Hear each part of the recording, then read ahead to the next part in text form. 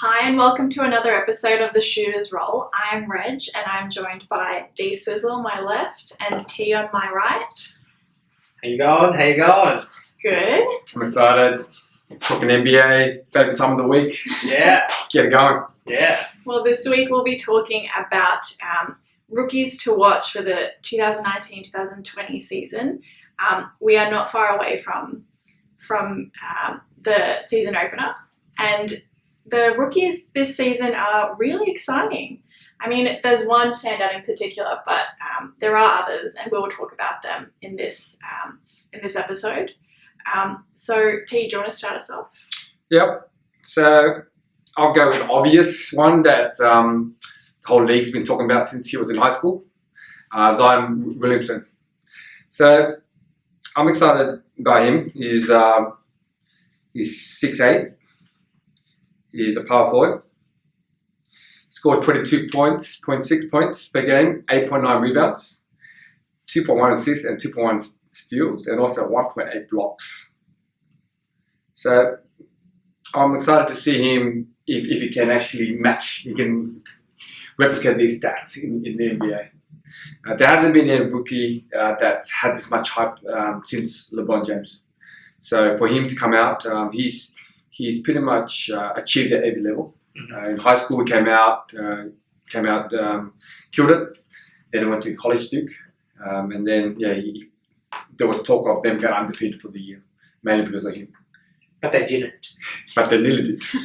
But the hype was there, right? So it's a hype machine, and he's also on a team that they would like to make the playoffs, but there's no pressure there. Like anytime the GM or the coach talks about it, they say, okay, Zion is not a player where you can give him the ball and he can score. So they're taking that pressure off him, and because they got that all those young players from the Lakers, it allows him to be part of that bunch. If he comes through as a leader, it's a bonus. But I think from me watching him since high school, he's got nothing to lose. Pressure doesn't get to him. He just goes out and does what he does. So I watched the highlights last night of the preseason game of this time of recording. His first points was dunk in your face, like he was fearless. He's going up against the 7-footer, about to block him, fearless, dunked it on his face. So looking forward to that. What do you guys think? Well, for rookies to watch, I think you've hit the nail on the head. He will be the most exciting to watch purely because of the hype. And everyone wants to know whether he is or he isn't going to live up to that hype. And that's why all eyes will be on the Pelicans this season, I think. For sure. Well, they've got 30 nationally televised games. That's well more than what the Pels had last year if they had any to speak of. And that is the Zion effect. It's not because of Ingram. It's not because of Lonzo. We'd like to think that it's because of JJ Redick, but I don't think it is. And it's purely on Zion's the hype that is Zion Williamson. So everyone will be watching even if they don't want to watch. That's All right. D-Swizz, who have you got? I'm going to focus in on Zion's college teammate, RJ Barrett. When Zion went down last year when he broke through his shoe, it just, to me, reinforced how much Duke was already relying upon Barrett. Coming out of high school at Monteverde, he was consensus #1 prospect recruit to go into college. The Zion hype sort of washed to over that, and RJ sort of got lost within that hype. Not by way of his play, but in terms of his profile. RJ was the #2, the sidekick in Duke, which was rare for him coming out of high school being the #1 prospect. But purely on stats alone, he averaged last year in his one and done year with Duke 22.6 points per game, 7.6 rebounds, 4.3 assists, shooting at 45% from the field. 3-point percentages need some work at only 30%, and his free throw percentages also need some work, where he's only shooting about 2/3 of his free throws. But in saying that, we've got a guy who's over 2 meters tall, is 92 kilos, sort of in the same frame as a Penny Hardaway, or in this particular case, because he's a lefty, there's that comparisons with James Harden. And I think that with RJ going to New York, he will be a standout there in a team at the moment that's still trying to find their way. There's no dominant personality in New York.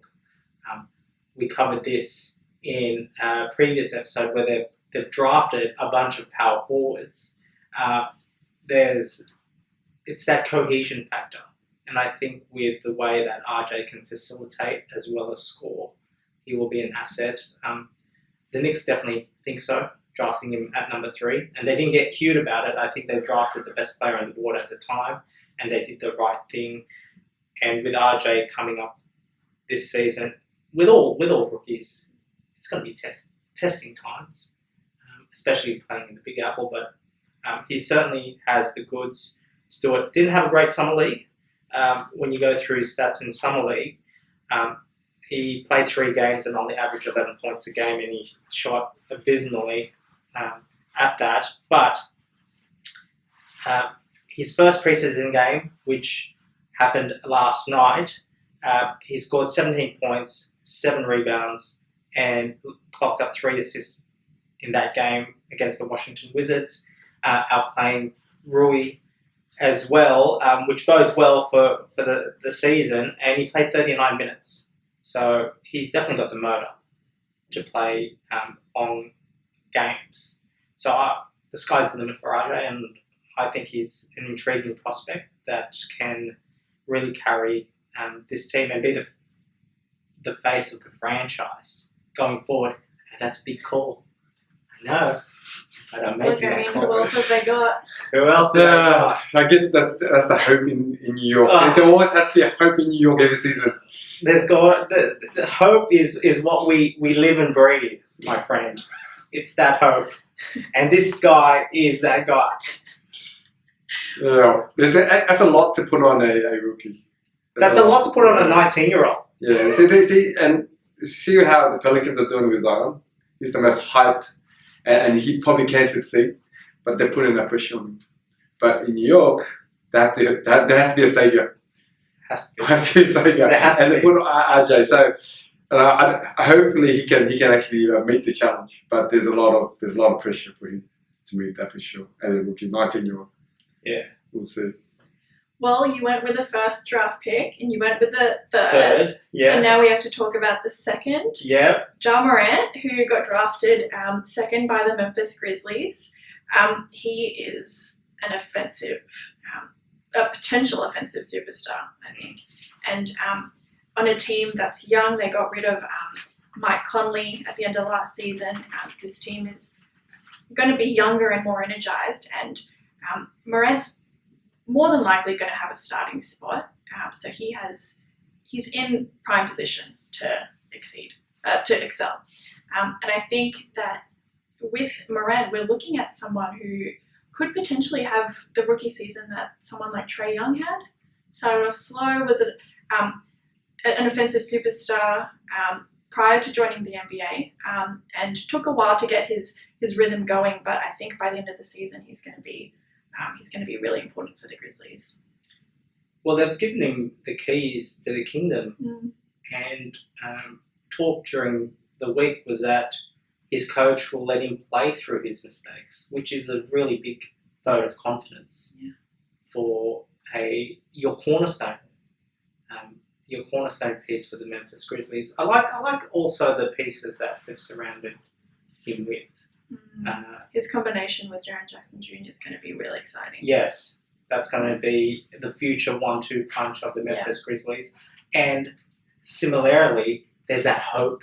There's that hope for Memphis that they will come back to relevance and form a new identity outside of the grit and grind mantra. and definitely Moran and Jaren Jackson, while they'll bring some grit, they're silky players. And for the new game, the modernisation of the game, and I do like to see he will do well. I wouldn't be surprised if he got Rookie of the Year, to be honest, just because he is going to be that player, the main principal player for Memphis. Look, I don't know if I can go past Zion, but that's a pretty decent bet. Yeah. Yeah. You can't go wrong with the number 1 and 2 picks. I'm not sure about number 3 pick. And it's a personal preference. Like in terms of if John Morant was in another draft league without Zion, definitely I think we would go number 1 for sure. So he's just unlucky. And it's funny that number 1 and number 2, so number 1 and 2 and 3, they all play with each other except for 2 and 3. So they all know each other quite well. So it'll be interesting to see. You know who else got drafted number 3 though? The GOAT, Michael Jordan. So I think RJ will be the standout. That is a lot of pressure to be Sending this out to RJ, I'll tag you. All right, T, who else have you got to All right. watch as a rookie? Yep, so I'm going all the way down to the number 9 pick. So he's also 6'8". He in college, for Gonzaga, he averaged 19.7 points, 6.5 rebounds, and his name is Rui Hachimura. Yeah, he represented Japan, so I think he's half Japanese, half American. And he got picked number 9 with Washington. What I saw was he scored 35 points against New Zealand in the walk-up and warm-ups. And just watching him in college when he played against Zion, that nationally televised game, Duke was undefeated, and Gonzaga came in, and he was a dominant force. He was like pretty much unguardable. Like he got Zion into foul trouble, he got the whole Duke lineup into foul trouble, and he was just constant. Like when Gonzaga needed a basket, he just scored. He's just like a machine. He's just, it was really hard to stop him. On the other side, during that game too, I felt that the Duke players struggled to score with Rui in the middle. With Rui in the middle, he played strong defense, and he was just a solid player. He's got all the tools to be something special. I feel like the Knicks maybe should have picked him at number 3, but they went for the obvious pick that was in all the draft or the worldwide draft, picks or predictions. They went for the next MJ. They went for the next MJ. But so if he's the next MJ, I'm calling him this guy the next Pippen. With his body 6'9", he's playing really well. When he played against US 2, they shut him down because Japan didn't have many players that they needed to guard. So they literally just triple teamed him and took him out of his game. So yeah, that's my second pick. Cool. You know what though, with Washington, if Rui can stay healthy, he is going to have a lot of minutes coming his way. They offered Beal an extension, a huge extension, which he hasn't signed yet. But with Beal being so expensive and being that piece where they don't want Beal to get hurt, it's going to fall on the rebuild. Yeah. And Rui is a great piece for that team to build around in the event that Beal decides to walk. Yeah. After all, so he's got a good game. He's got a very good game, and it'll show with opportunity. And I think he's got that at Washington. My next pick, I'm going to go with a flat-out baller offensive player. He absolutely ripped it in Summer League. Tyler Hero, who was drafted 13th overall by the Miami Heat. Former Kentucky Wildcat, averaged 14 points a game, 4.5 rebounds, 2.5 assists in his solo year playing for Kentucky. He started all 37 games in which he played. And the way he's just come about looking like a pure shooter, that unguardable spot-up guy who can also create off the dribble and shoot with finesse. I think the Heat have really found a gem here. When you think about who's on the Heat roster, and you think about Butler, and you think about Dion Waiters, and you think about Dragic, guys who can dribble, penetrate, and then kick out, they've got to kick out to someone who can shoot. And I think Tyler will fill that role for them in that team, much similar to the pure shooting that JJ Redick has been in the past. Shamit, your boy Shamit, as well, who's up and coming now. I think that Tyler has, and there's been a lot of talk about his game and the opportunities that he will have in Miami. It's a good spot for him. I also like the fact that Bam, who is now going to be taking up Hassan Whiteside's minutes, is a better playmaker for a big, and he will be able to find shooters better than Hassan Whiteside ever did. And I think that's going to be key for Tyler this year. So I'm really big on Tyler Hero, and that is my wrap on an intriguing rookie. All right. So my third pick was the 22nd overall draft pick. We got drafted by the Boston Celtics, Grant Williams. So this guy, I didn't pick him because of his offensive prowess or his, defensive game. I think he'll be exciting to watch because of how he will fit into this Celtics team. So Brad Stevens has recently come out and said, he's picking things up really quickly, but the thing that Brad Stevens is really excited about is this kid's intuitive knack for the game, which I think will go really well with the Boston Celtics, who play a really team-focused game. So I think that is why he'll be exciting to watch, and I think also the fact that he's come out a few times in interviews and said, look, I'm not worried about stats. I'm not interested in any of that. I just want the win. And I think that's a really good attitude to have for a rookie in a team like the Boston Celtics that has such a high standard. So I'm interested to see how he fits and how he plays and the different roles that he might take, because there's talk about him, playing in different roles and having different kind of responsibilities in the team. So I want to see how he adapts to all of that and how his level of maturity translates into the professional game.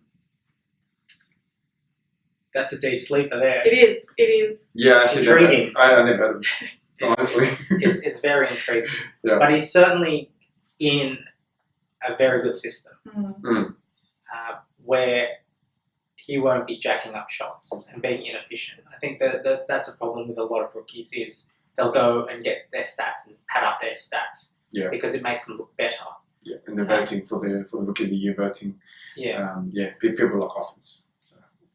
Well, the other thing is, we're comparing him to other rookies who have been drafted by teams that are rebuilding and have a pretty young kind of starting five. And True. And this guy is coming into a really well-established team and is looking to try and prove himself and fit into this already existing environment.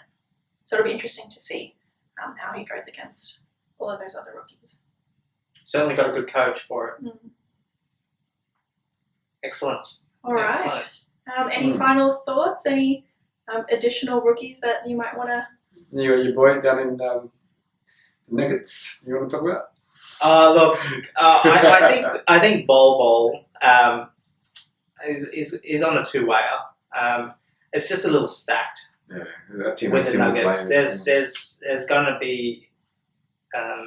He's an intriguing prospect because he's certainly come from the right genes, given his old man balled out and set the tone for players from Africa who were coming into the league. Even back in the day where the perception was that if you're not American, you're not going to succeed here. And I think he was a trailblazer in that regard. But in terms of Bol, there's certainly some intriguing parts of his game, but they won't be I don't think there'll be that opportunity for him to showcase it. Not immediately, anyway, in Denver. I think there's just too many key role players in front of him. But certainly wants to develop. And you know, the Nuggets took him. They took him at 44. So there's definitely some value there if you can get on board with it. I mean, we all do love the late draft picks and especially the ones who succeed. One comes to my mind is Isaiah Thomas and the way he balled out in Boston in his time there and coming into the league, being the last draft pick in the second round and making the most of it. But yeah, opportunities need to come up, and if that's by way of injury, unfortunately, that's the way things happen. But you've got to grab your chances. Yeah, because the Nuggets, they pretty much want to come first in the league. Yeah. So they're pushing for that. They want to have time to establish all these young players to go with the blitz. Yeah, but you're right. There's an injury, or there might be a chance for a trade. You know, if they can show up their roster and maybe Bobo get opportunity somewhere else. And it might not happen immediately. Well, we're talking whilst we're on the Nuggets. There's talk during the week about Michael Porter Jr. After a very injury-plagued season, where he might be coming into a starting role because of that potential, and because players and GMs and execs thought very highly of him, and now he's starting to get healthy and play, and it might take Bol some time to get into the rotation. But everyone loves a winner, and I think the winning culture, and this is something I talked about in a previous podcast, I think that builds confidence in a player. You'd rather be on a winning team than a losing team, Of course. quite frankly. And that just feeds off positive vibes and reinforces it gets rid of bad habits, because bad habits get eradicated straight away in winning teams. And reinforces basic foundations. Yeah, that's right. Looking forward to the season. Yes, there are quite a few rookies to watch this season. Thank you guys for joining me, and thank you for watching. This has been another episode of The Shooter's Role.